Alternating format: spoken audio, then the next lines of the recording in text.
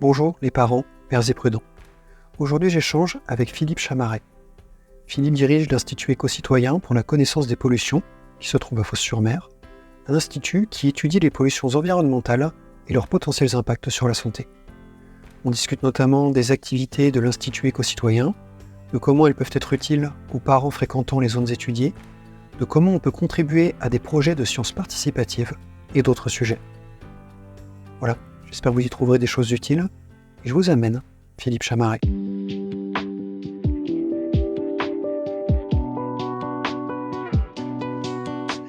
Aujourd'hui, je suis avec Philippe Chamaret. Philippe, merci de te joindre à moi. Bonjour Guillaume, merci pour l'invitation. J'ai souhaité échanger avec toi à propos des activités de l'Institut éco-citoyen pour la connaissance des pollutions et puis des déclinaisons concrètes de ces actions pour les parents qui fréquentent les zones qui sont étudiées. Alors avant qu'on débute, est-ce que tu souhaiterais indiquer des liens d'intérêt au regard de la thématique santé environnementale, des liens que tu penses importants que les personnes qui nous regardent aient en tête en nous écoutant échanger? Alors, j'ai pas de lien d'intérêt, à part un intérêt très fort personnel pour ces thématiques-là, mais pas d'intérêt ni financier, ni politique, ni de réseau, ni quoi que ce soit. Voilà, je suis un directeur d'une association qui s'appelle Institut éco-citoyen pour la connaissance des pollutions et salarié de cette association. Ok, bah écoute, justement, je te propose pour commencer de présenter les activités de l'Institut et puis les enjeux associés en santé environnementale.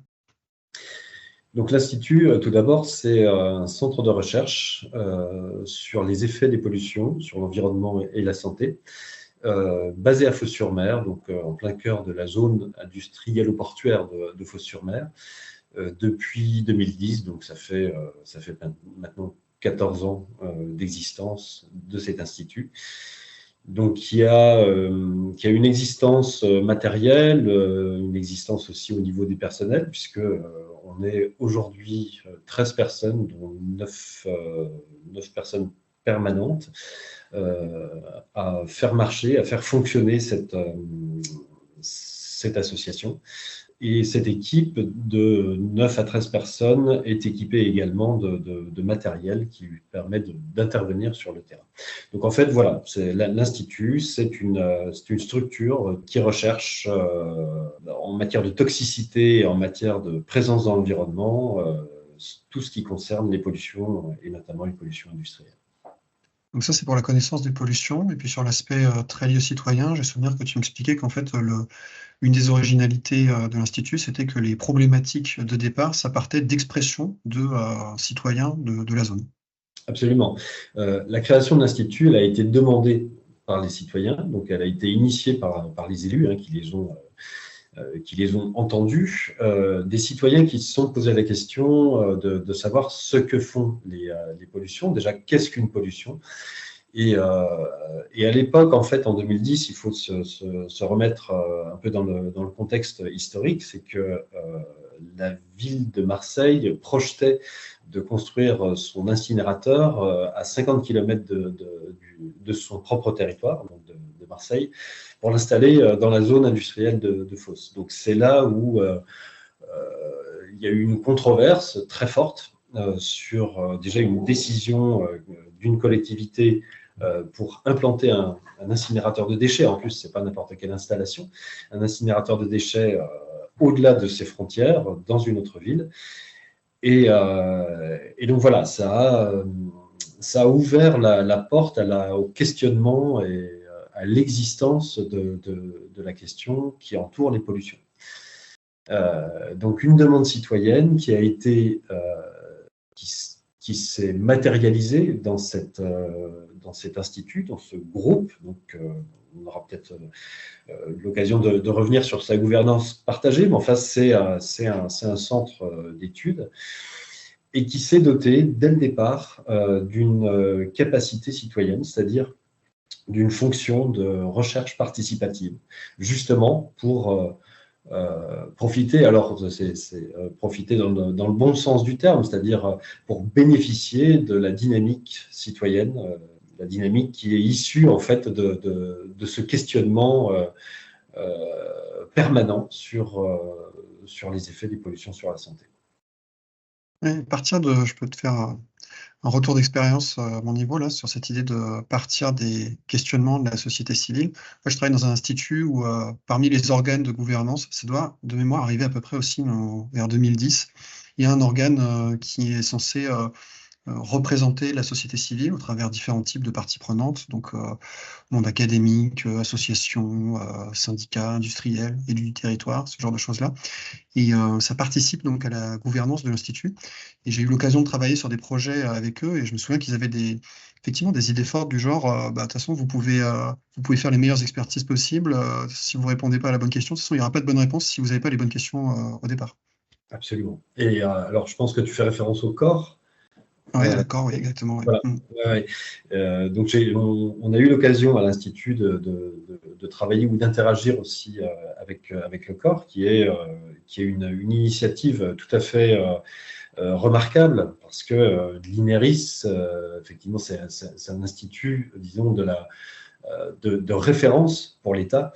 Et la culture française, ou peut-être aussi européenne, n'était pas jusqu'à maintenant d'impliquer la société civile à ce niveau-là, dans la gouvernance de ces instituts d'expertise qu'on pourrait appeler officiels, entre guillemets. Donc effectivement, c'est un signal très fort que l'INERIS se dote d'une interface avec la société civile. Et ça montre combien, depuis une dizaine d'années, ces questions qui se posent au niveau des territoires font en fait la matrice de l'expertise qu'on doit développer. Et ça, il y a de plus en plus de structures qui comprennent que l'important, c'est effectivement de répondre aux questions de société, plutôt que uniquement de répondre à un besoin de développement économique peut-être un peu débridé. C'est-à-dire qu'on voit là que l'innovation, elle se traduit dans les territoires par beaucoup de questions, des inquiétudes, parfois des colères, parce que je parlais de l'incinérateur de Marseille qui s'installe à Fos, ça n'a pas provoqué que des inquiétudes, ça a aussi provoqué des colères. Et c'est à ça qu'il faut répondre. C'est à ça qu'il faut, enfin, au moins, c'est cela qu'il faut entendre pour pouvoir justement répondre d'une façon ou d'une autre en développant une connaissance qui permette de répondre à ces enjeux-là. Ouais. Je pense que l'importance de ces enjeux, c'est de plus en plus partagé. Il suffit de constater qu'il y a d'autres instituts éco-citoyens qui se montent à la suite du vôtre. Donc, j'ai de mémoire au niveau de Sainte-Pazanne, au Pays du Mont-Blanc, un institut de l'Aude. Peut-être que vous accompagnez ça aussi. Enfin, j'ai l'impression que c'est des thématiques et des enjeux qui sont de plus en plus partagés aujourd'hui. Absolument, c'est de plus en plus partagé. Et puis on voit dans les territoires que tu as cités, on voit que les problématiques, les enjeux sont extrêmement différents. Entre la vallée de l'Arve, qui est une vallée alpine, et le département de l'Aude, il n'y a pas grand-chose à voir en fait. Fos-sur-Mer, extrêmement industriel. Donc, et Sainte-Pazanne, c'est une commune qui est située quasiment en territoire presque rural. Donc, on voit que même au sein de ces différents territoires extrêmement différents, eh bien, les problématiques se posent à peu près de la même façon, c'est-à-dire que les habitants ont le besoin de disposer de structures qui puissent les écouter, qui puissent enregistrer justement leurs inquiétudes ou leurs questionnements, avoir un point de contact en fait, à partir duquel on peut élaborer des études qui répondent à nos questions. Et ça, je pense que c'est quelque chose qu'il faut voir, alors non pas seulement au niveau des instituts, mais vraiment au niveau du fonctionnement de la société, où les populations demandent de plus en plus à être actives.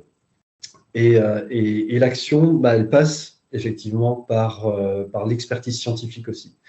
Et c'est un moyen, c'est un levier assez important de la décision politique, cette capacité des habitants de n'importe quel territoire de pouvoir participer à la production d'une connaissance.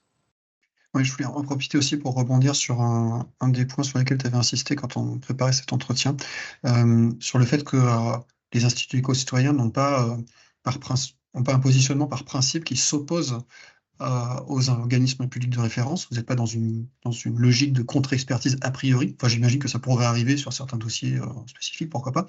Mais ce n'est pas votre positionnement a priori et qu'il y a même des dossiers, enfin, je l'ai vu, où vous collaborez avec des organismes publics de référence. Absolument. Le principe, c'est de ne pas faire ce qui est déjà fait. Donc, les instituts éco-citoyens font tout sauf ce qui est réglementaire. Ils développent, ils étudient des pans de l'expertise qui ne sont pas réglementés et qui complètent justement une réglementation qui, par définition, je dirais, est lacunaire, puisque la réglementation, on l'a fait après que le problème arrive. En général, on est relativement peu dans la prévention quand il s'agit de réglementation. Donc, on est systématiquement en retard au niveau de la réglementation. Ouais, dans le temps, et puis aussi en termes de sujet, ça faisait quoi ce que tu disais tout à l'heure, la réglementation, c'est quelque chose d'assez uniforme, d'assez figé, alors que vous, c'est plutôt dans une optique d'être flexible et spécifique aux besoins du territoire. Absolument, spécifique des territoires, alors que la réglementation, elle répond à une volonté d'uniformisation bénéfique. Hein. Je veux dire, c'est une république une et indivisible, donc la réglementation, elle est là pour le traduire. Et du coup, au niveau des territoires, il y a des manques vécus par les populations.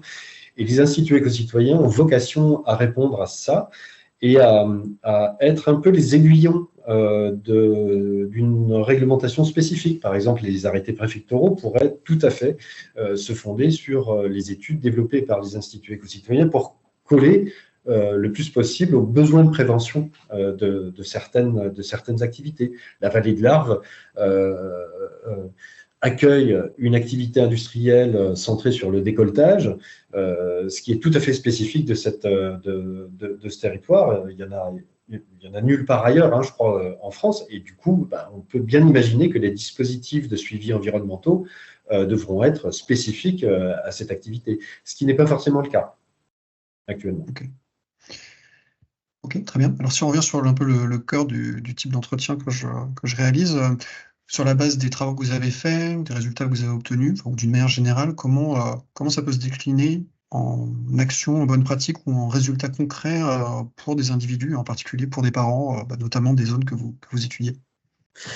Alors, de façon tout à fait concrète, la connaissance que l'Institut développe se traduit tout d'abord par une connaissance ou une cartographie des zones polluées. Et en fonction de l'usage de l'environnement qu'on a, on a besoin de savoir où sont les pollutions, quelles sont ces pollutions, à quel niveau on peut être exposé. Je prends un exemple très concret. Quand on est pêcheur ou bien plaisancier sur le golfe de Fos, eh bien, on a très certainement besoin de savoir où sont les points de pollution pour ne pas aller justement pêcher là où c'est pollué. On a des points noirs. Hein, le golfe de Fos n'est pas pollué dans son ensemble et ce n'est certainement pas la catastrophe, mais il y a quand même des choses à savoir au niveau de certaines pollutions et notamment le mercure. Donc cette connaissance-là permet en fait de vivre en territoire exposé, voire pollué, tout en ayant une certaine forme de prévention de ces pollutions-là. Quand on est randonneur aussi, on aime savoir où aller se promener sans avoir une exposition atmosphérique très, très importante. Donc il y a cette connaissance des cadastres de pollution qu'on met à disposition des citoyens locaux, je dirais. Ok, je vais reprendre ton expression, vous orienter la pratique de l'environnement. Effectivement, j'utilise le mot usage, mais je trouvais que c'était très imagé cette orientation de la pratique de l'environnement. Donc aller plutôt là que là, faire des activités plutôt ici plutôt que là. Et de mémoire, tu me disais qu'il y avait aussi je te laisse rebondir là-dessus, et sinon de mémoire, il y avait aussi vous aviez des opérations de sensibilisation, voire même de formation en lien avec les pollutions locales. Alors, tout à fait. L'Institut anime un observatoire, l'Observatoire citoyen de l'environnement, qu'on appelle aussi VOCE, V-O-C-E. Et cet observatoire, il regroupe plus de 100 volontaires, je crois qu'on en est à 120 volontaires, donc des citoyens, tout un chacun peut s'inscrire en tant que volontaire. Et le fonctionnement de cet observatoire, c'est que l'Institut forme les volontaires à certains protocoles. Donc, en fonction de l'usage qu'on a de l'environnement, on peut choisir un protocole qui s'applique à la randonnée, on peut choisir un protocole qui s'applique au milieu marin, on peut aussi choisir un protocole qui s'applique aux nappes phréatiques. Quand on a un puits, par exemple, on peut tout à fait participer à ce programme de recherche participative. Et donc, en fonction de leur usage, de leur pratique de l'environnement, les habitants du territoire peuvent participer à peuvent générer en fait ou faire remonter de la donnée à l'Institut pour pouvoir compléter nos connaissances et pour qu'on les intègre en fait dans nos études. Donc ça, c'est déjà une première participation, un premier niveau de participation. Et à travers cette formation, eh bien, on évoque également tout ce qui est méthodologie, c'est-à-dire méthode des études. On travaille avec les volontaires à une meilleure compréhension de l'expertise, de ce à quoi une étude peut répondre et ce à quoi elle ne peut pas répondre, aux différentes limites en fait qu'il faut connaître quand on lit par exemple un rapport ou quand on entend parler d'une étude. En général, les gens qui n'ont pas une formation scientifique ont cette idée un peu trop positive de la surpuissance de la science avec des études qui peuvent tout dire ou qui répondent à toutes les questions. Les études épidémiologiques sont censées répondre à toutes les questions de santé qu'on peut se poser. Or, ce n'est pas le cas, évidemment. Il faut déjà poser la question, traduire cette question-là en quelque chose, en une problématique, et puis ensuite voir quel protocole peut répondre à cette problématique, et enfin traduire les résultats en quelque chose de compréhensible. Et tout ce processus-là, eh bien, c'est une méthode scientifique qu'il faut comprendre. Et donc, à travers la formation des citoyens, de nos volontaires, eh bien, on aborde ces questions-là, qui permettent aussi d'inculquer une certaine culture, non seulement une culture du risque, mais aussi une culture scientifique, qui, on l'espère, vont à l'encontre des fake news et des marchands de mensonges qui pullulent actuellement et contre qui on n'a pas trouvé meilleur moyen que la méthode cartésienne. Voilà. Donc, je trouve ça hyper enthousiasmant, quoi. Moi, j'adorerais aller, je sais pas, prélever des lichens avec vous. Enfin, moi, j'emmènerais mes enfants. Enfin, je sais pas, il y a peut-être des limites d'âge. Il n'y a absolument aucune limite d'âge. C'est exactement comme les Lego, 7 ou 17 ans, ou bien Tintin, je ne sais plus. Okay, moi, j'adore.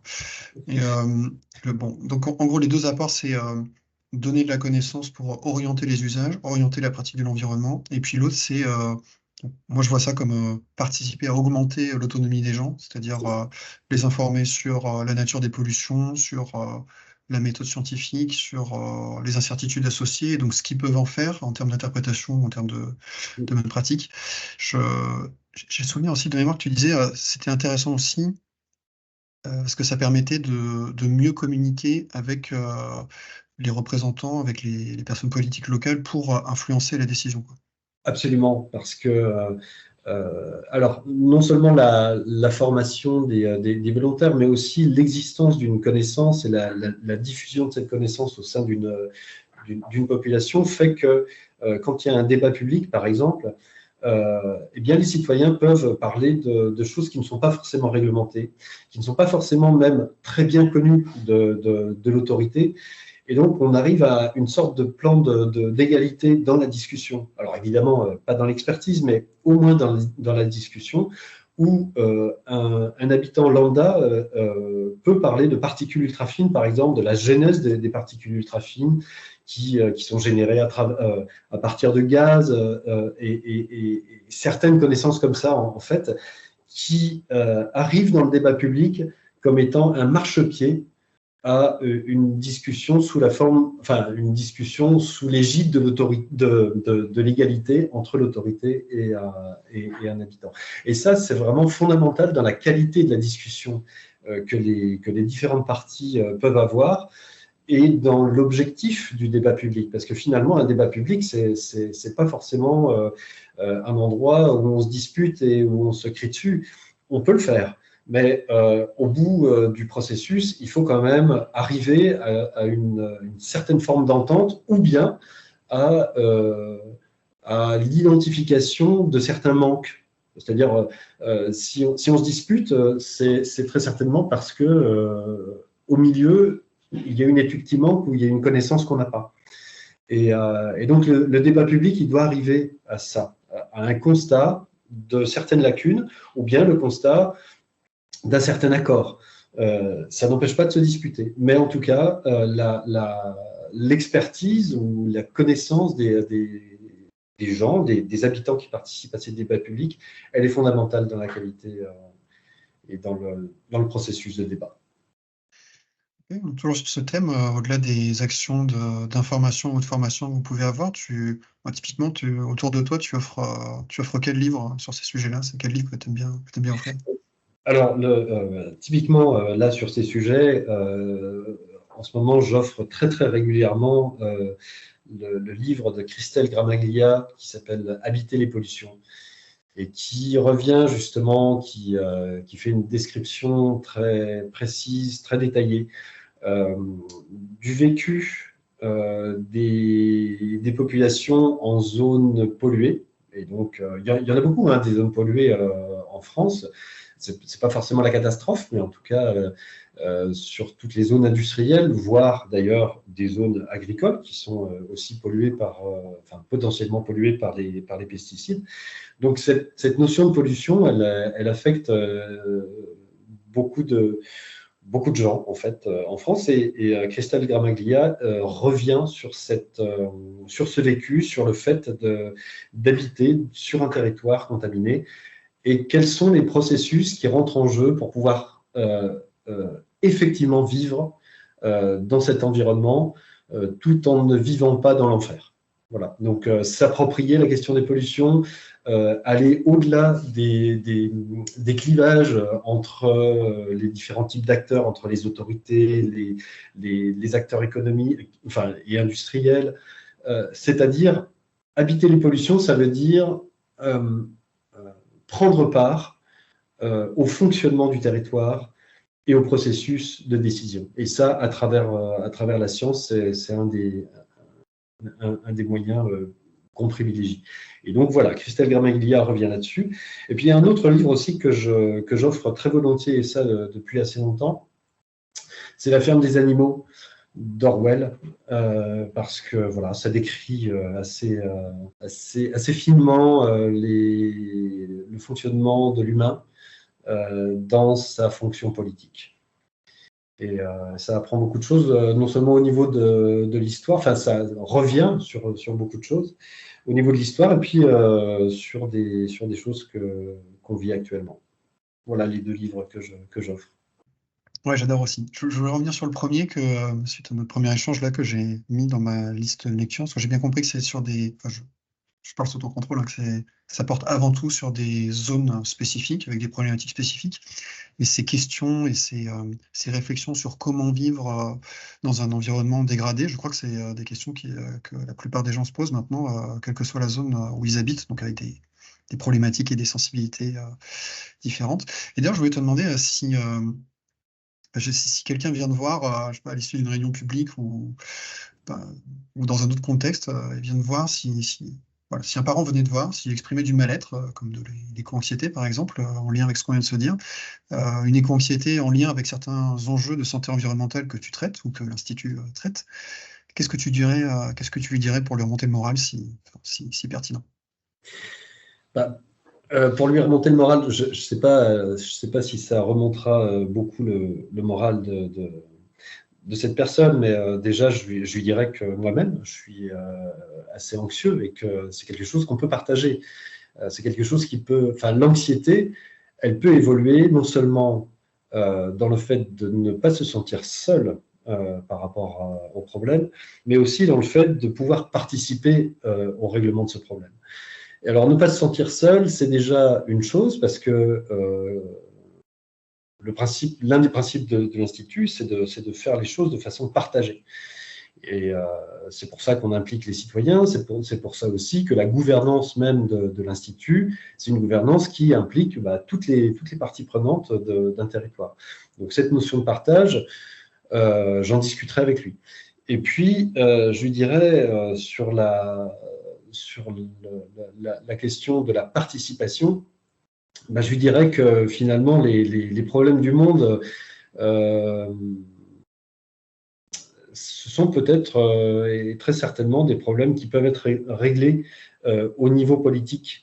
Et le niveau politique, il est au sein de chacun d'entre nous. Et la participation, en fait, au développement d'une connaissance, elle a un sens politique énorme.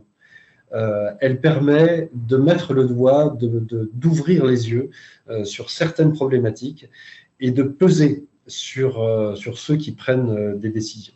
Donc non seulement la participation citoyenne dans le développement de la connaissance, elle permet de faire émerger certaines connaissances, mais en plus, plus on sera nombreux à participer à ce développement, plus ça aura de poids politique.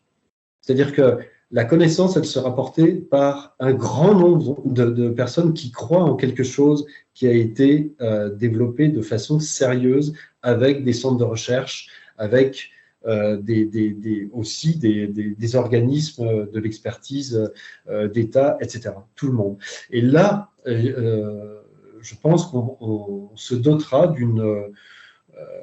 d'un poids politique et citoyen peut-être un peu plus important qui permettra de peser dans des décisions et de faire évoluer les choses. J'aimerais bien lui serrer la main et qu'on fasse quelque chose ensemble. Ce que tu as dit chez moi, ça fait écho à... Souvent, c'est des témoignages de parents autour de moi qui... donc moi, je suis dans le contenu que je produis, je suis très orienté sur les bonnes pratiques qu'ils peuvent mettre en œuvre au sein de leur vie de famille. Et souvent, ces actions, donc, qui sont souvent au niveau individuel, j'observe qu'une fois que les parents ont à leurs yeux acquis un certain niveau de protection pour leurs enfants, en fait, ils ont bien, dans le processus, ils ont bien identifié qu'il y avait des actions qui se résolvaient ou qui s'amélioraient avant tout au niveau collectif. Et donc, très spontanément, je me dis qu'il y a un côté un peu animal, une fois qu'on a fait un minimum de protection pour ces enfants, eh bien, très vite, on observe des envies de vouloir participer à des actions collectives, à voir améliorer ces autres déterminants de la santé. Et en ce sens, je trouvais que vos actions étaient vraiment, je te le disais tout à l'heure, enthousiasmantes à mes yeux. Merci. Bon, Philippe, merci beaucoup pour les informations intéressantes, pour les bonnes pratiques utiles. Est-ce qu'il y avait un sujet important pour toi qu'on n'aurait pas abordé spontanément au cours des échanges? Le sujet actuellement, il fait un peu référence à la dernière question que tu as posée sur l'éco-anxiété. Aujourd'hui, on voit qu'on s'achemine, que la société s'achemine vers un avenir décarboné. Et donc, on voit apparaître une société un peu électrique, une société un peu fondée sur l'hydrogène aussi. Et donc, se séparer du carbone, c'est-à-dire du pétrole, du charbon dans leur ensemble, ça va nous amener en fait à une mutation industrielle extrêmement importante dans les prochaines années. Alors, c'est pas pour demain, mais c'est quand même pas pour dans 100 ans. Et je pense qu'il faut garder un œil averti et observateur sur ce qu'on va inventer pour pouvoir décarboner notre industrie et décarboner notre monde, ce qui est une nécessité absolue. Mais il faut se garder de faire les erreurs du passé, c'est-à-dire d'investir dans un outil industriel et dans des produits et dans l'innovation à tout crin, sans innover dans la connaissance des impacts et des conséquences de ces inventions. Voilà. Et donc la recherche scientifique et la participation citoyenne, il faut qu'elle accompagne ce processus qui va tous nous bouleverser, qui va changer nos vies. Et je pense que là, il y a une grande opportunité à la fois pour la science, mais aussi pour la vie citoyenne, de participer pleinement à l'accompagnement de cette mutation qui vient. Parce que la décarbonation, elle ne va pas régler tous les problèmes. Forcément, quand on invente quelque chose, eh bien, on invente un nouvel impact. Et donc, c'est pas grave, enfin, pas forcément. Il suffit juste de le connaître. Et donc, de continuer la recherche et donc de continuer l'implication citoyenne pour soutenir cette recherche. Voilà. Il y a un vrai enjeu effectivement de cohérence entre les développements technologiques et la maîtrise des risques et donc le savoir qui a besoin en parallèle. Enfin, je t'écoutais et ça me faisait penser à... J'avais l'impression d'entendre une analyse similaire il y a quelques années pour les nanoparticules, quoi. Il me semble qu'on a raté le coche aussi en termes de synchronicité des deux types de savoir, quoi. Absolument. Ok. Bon. À nouveau, un grand merci Philippe. Ceux qui veulent te suivre, suivent les activités de l'Institut Éco-Citoyen, ou est-ce qu'on peut les renvoyer préférentiellement? Alors, de façon classique, l'Institut a un site internet, institut-écocitoyen.fr. On est présent sur les réseaux sociaux, donc LinkedIn, Facebook, Instagram. Et puis là, on vient de lancer notre newsletter. Donc, à travers le site, je crois qu'on peut s'abonner très facilement à cette newsletter qui, 4 fois par an, renseigne sur les grandes étapes de l'activité de l'Institut. Et puis, on est joignable, je ne dirais pas jour et nuit, mais quand les gens en ressentent le besoin de poser des questions en matière de santé et environnement, en matière de pollution, eh bien, l'Institut a cette mission, cette vocation que d'écouter et puis de rechercher les partenaires et les gens qui peuvent répondre à ces questions-là. Ok, très bien. Le message est passé. À nouveau, un grand merci d'avoir pris le temps d'échange et je te dis au plaisir de te croiser. Très bien. Merci, à bientôt. À bientôt. Au revoir. Voilà pour cet entretien. Si vous paraît utile, vous pouvez liker, vous abonner et clocher, si ce n'est pas encore fait, pour que YouTube favorise sa diffusion. À très bientôt.